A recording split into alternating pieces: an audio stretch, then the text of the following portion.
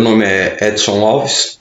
Há mais ou menos 2 anos atrás eu gravei um vídeo falando sobre massa mole e massa dura no embutimento seja de qualquer produto. E uma senhora chamada Marlene, eu acredito que seja de Minas, que o DDD dela é 31, se não me engano, ou 35, ela falou que o neto dela mostrou esse vídeo para ela, e ela me mandou uma mensagem pelo WhatsApp para que eu passasse umas informações mais específicas para ela, se eu poderia ajudá-la. Então, dona Marlene, eu posso ajudar a senhora em 50%, abrindo as informações mais detalhadas sobre massa mole e massa dura. A senhora relatou que já quebrou equipamentos, aí tanta força que faz para embutir. Isso é uma verdade. É a mesma coisa que a senhora querer pegar um pedaço de contrafilé e enfiar dentro do canhão e querer que saia lá na frente com 2 centímetros, né? Não funciona bem assim. Então eu vou passar algumas informações para a senhora que vai melhorar em 50% o seu produto. Os outros 50% vai depender da receita que a senhora está usando, dos equipamentos que a senhora tem, qual o tipo de instalação. Eu vou passar as informações sobre massa mole e massa dura para salame, que a senhora pediu, né? Então, eu preciso que a senhora entenda, que a senhora veja o salame. Queria que a senhora visse o salame como se ele fosse um queijo, como se ele fosse uma cerveja artesanal. Porque o salame é igualzinho à fabricação de um bom queijo ou à fabricação de uma boa cerveja artesanal. O que acontece? Como um leigo vê o salame, quem só come salame, não sabe como produz o salame, não tem a mínima noção. A primeira coisa que ele olha é a cor, ele vê aquela porção ali, vê que a cor está bonita, depois ele vai sentir o cheiro característico do salame, que, por exemplo, a mortadela tem o cheiro da mortadela, quando está sendo fatiada, solta aquele cheiro. O salame é a mesma coisa. E depois ele vai pôr na boca e vai sentir a textura, aquela maciez, uma coisa agradável de se mastigar. E por último, ele vai sentir o paladar. O paladar é 60% do salame. Os outros 40% está entre a cor, a textura e o aroma. Agora, isso é a visão do leigo, né? Só o consumidor. A visão de um fabricante, a visão de quem fabrica, que eu falo em relação a queijo, porque queijo a gente tem centenas de tipos de queijo. Aqui no Brasil o mais consumido são mussarela, queijo prato, queijo Minas, parmesão, provolone, ricota, né? Todas elas, a base é leite, por isso que se chama de queijo. Já a cerveja, eu não sou especialista em cerveja, não tenho muito conhecimento, mas me parece que elas são divididas em dois tipos, e esses 2 tipos são divididos em mais de 100 tipos de Lager, IPA, um monte de nome. E qual que é o segredo da fabricação da cerveja? O mesmo do queijo, é o fermento. Então a base é água, lúpulo, fermento e amido, que é algum tipo de açúcar que vai ser transformado em metade álcool, metade CO2. Então, o que eu quero que você entenda é o seguinte: não tem vários tipos de queijo? Também tem vários tipos de salame. Tem vários tipos de cerveja? Também tem vários tipos de salame. Os 3 produtos são feitos mais ou menos da mesma forma, demorados todos eles para serem feitos, porque são fermentados, né? Mas olha, veja que interessante, uma pessoa tem uma receita lá no Rio Grande do Sul de uma mussarela, e lá no Acre tem um outro cara com a mesma receita que ele, da mesma mussarela. Se a senhora provar as 2 mussarelas, a senhora vai ver que não são iguais. A receita é a mesma, mas o clima muda, a gordura que tinha no leite muda. Isso se aplica também à cerveja. O cara pega uma receita lá no Rio Grande do Sul e outra receita lá no Acre, vão sair dois tipos de cerveja diferentes, principalmente por causa dos esporos que tem no ambiente que essas pessoas estão. Esporos, fungos, bactérias, aqui eu conversando a gente já tem isso daí. Então eu vou passar uma dica para a senhora fazer da seguinte forma. Eu não sei se a senhora já teve um desprazer de comer uma pizza e a mussarela parece a sola de uma sandália havaiana, um couro de boi, uma sola de sapato. É incomível, né? Isso aí, em contrapartida, a senhora come muitas mussarelas que derretem na boca, a senhora sente o gosto característico da mussarela, coisa e tal. Isso é um defeito de fabricação, né? Alguma coisa o cara está fazendo de errado. Eu já tive esse desprazer e não é nada agradável. Então, quando se fala em salame, se o salame ele não tem paladar e nem cheiro de salame, ele é chamado pepperoni. Pepperoni é muito vendido na América, nos Estados Unidos. Eu costumo chamar ele de me engana que eu gosto, né? Porque você pensa que você está com salame e você não está, você está com pepperoni. Tem as duas características, corte e cor, mas não tem nem aroma e nem paladar. Então grava bem isso daí. Salame tem que ter os 4 itens. Então a senhora comentou que a senhora tem um criame de suínos, né? A senhora falou porcos, mas não é porcos, é suínos. Então esses suínos, quando a senhora bater para fazer salame, eles não podem ser usados imediatamente, tá? Eles têm que esperar pelo menos 48 horas na geladeira para abaixar o pH. O produto feito com animal recém-abatido sai de baixa qualidade e até acelera a decomposição dele, sabe? Então, se a senhora abaixar o pH dele, as leveduras que vão fazer parte do salame vão agradecer. Isso vai ajudar a senhora a ter um paladar diferenciado no seu salame. A maior parte aí alega que tem que deixar a massa descansar na geladeira por esse motivo. Um deles seria esse motivo, né?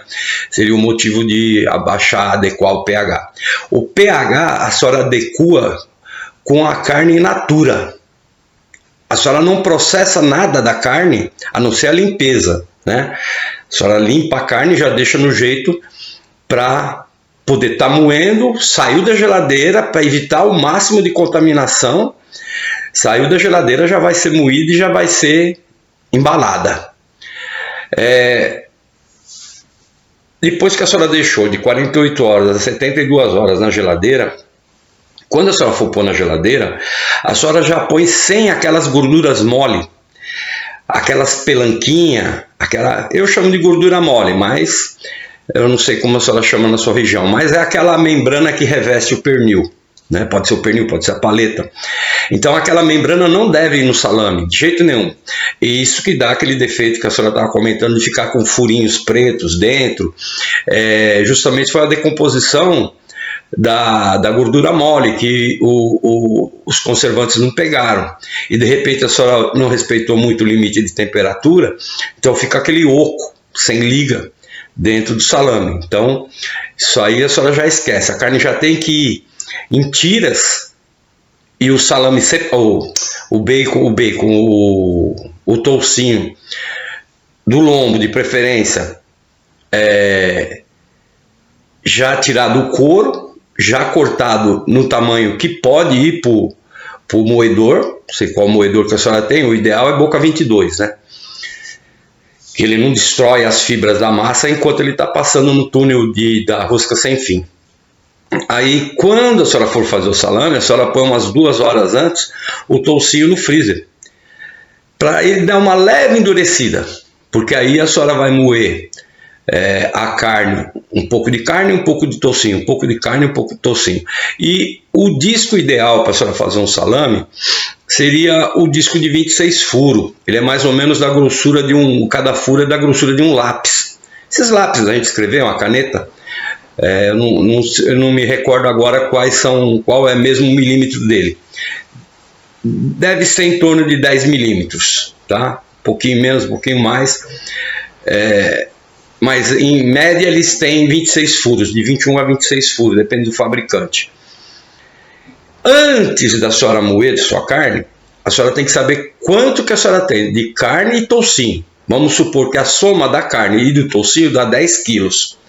Então a senhora vai preparar, de acordo com a sua receita, né? Eu tenho as minhas, eu indico fazer de um jeito, porque acelera o processo de dar esse paladar e o cheiro, né? Então aí a senhora já sabe, eu tenho 10 quilos. A senhora pesa todos os seus temperos, tá? Deixa tudo no esquema, moe a carne, aplica esse tempero nessa carne, bate bem, mistura muito bem e já embute. Bom, então até aqui a senhora já viu que a senhora embutiu e a massa estava mole. Então a senhora não se cansou, não estressou seus equipamentos, o desgaste foi mínimo. Então um equipamento que às vezes a senhora vai usar pouquíssimo tempo, a senhora vai ter equipamento para anos, né? Para anos, mantendo ele bem conservadinho. Então qual que é o próximo passo? A senhora amarrou, né, o salame, lógico, evidente que a senhora deve imaginar que quanto mais fino for o invólucro, mais rápido acontece o processo, né? Então vamos supor que você está usando, e também se for tripa natural, como garganta de boi, tripa suína, há uma fermentação mais rápida do que nas tripas de colágeno ou de celofane.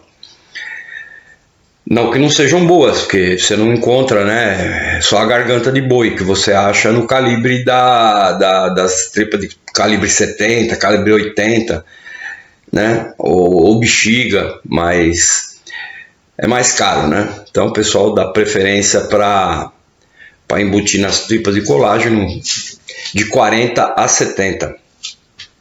Aí o que a senhora vai fazer? A senhora deixa 12 horas. Aí já estou dando uma dica para mais para a senhora, porque a senhora queria saber como fazer a massa mole. A massa mole a senhora já fez.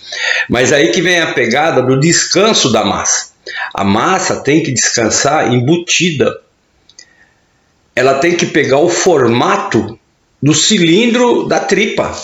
Ela não pode pegar o formato de uma bandeja plástica de aço inox dentro de uma câmera e depois só tirar lá e querer que ela fique bem compactadinha dentro da tripa. Ela não vai ficar.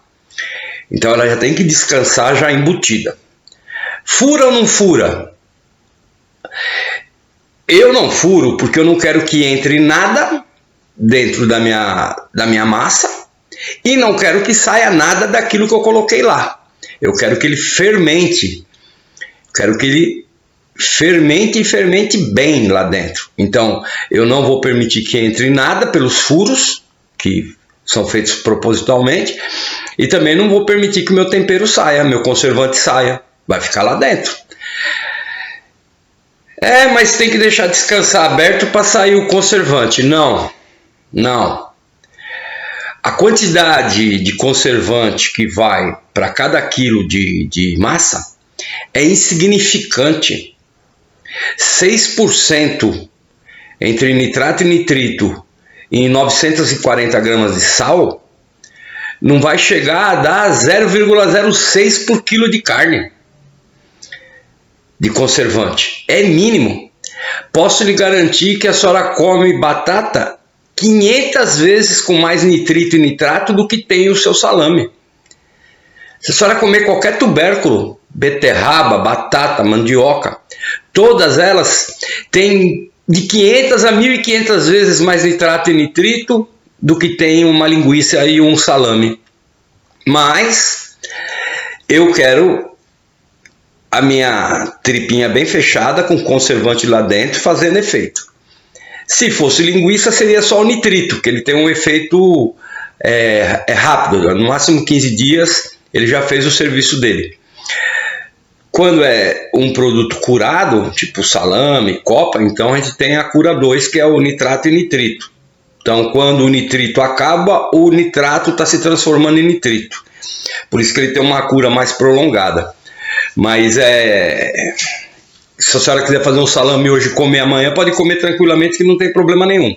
Se tiver gosto de alguma coisa estranha, só tem que analisar que laboratório a senhora está comprando, como é que a senhora está aplicando isso daí, né? Porque, assim, o conservante, se ele tiver em 2 pacotes, um de cura e um de fixador de cor, que é o açúcar com vitamina C, eles não podem ser misturados nem guardados perto. E quando ele vem tudo junto num pacote só, que é um mix, né? Aí é o estorbato, né? É um tipo de açúcar que ele não dá reação com nitrato nem nitrito, mas ele vai dar reação quando ele tiver contato com umidade, com água, né? Mas independente do conservante que a senhora está usando, a senhora deixa 12 horas fora da geladeira, num lugar protegido de mosca, coisa e tal. Para quê? Para ele sedimentar lá dentro, para ele pegar o formato do salame lá dentro, ficar durinho. Aí depois a senhora vai passar para a geladeira. Esse período da geladeira é um pouco mais estendido. Aí já fica em torno de 5 dias, 6 dias na geladeira. Não precisa ser uma temperatura muito baixa, porque se a senhora baixar demais a temperatura, a senhora mata os lactobacilos vivos do que a senhora colocou de start lá para reagir, fazer como se fosse um queijo ou uma cerveja, que seria o fermento propriamente dito do salame, né?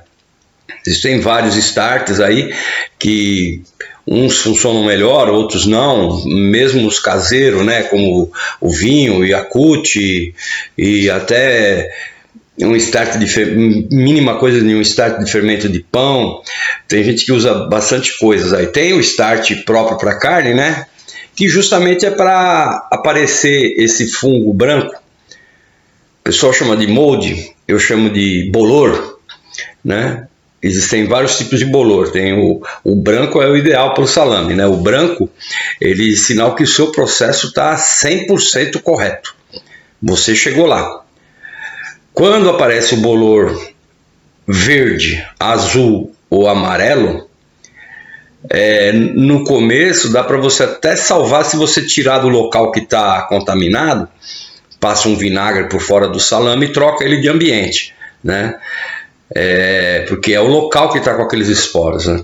E está muito úmido, está úmido demais, a sua umidade ultrapassou. Para você fazer uma fermentação, eu gosto de fermentar salame já direto dentro do defumador, né?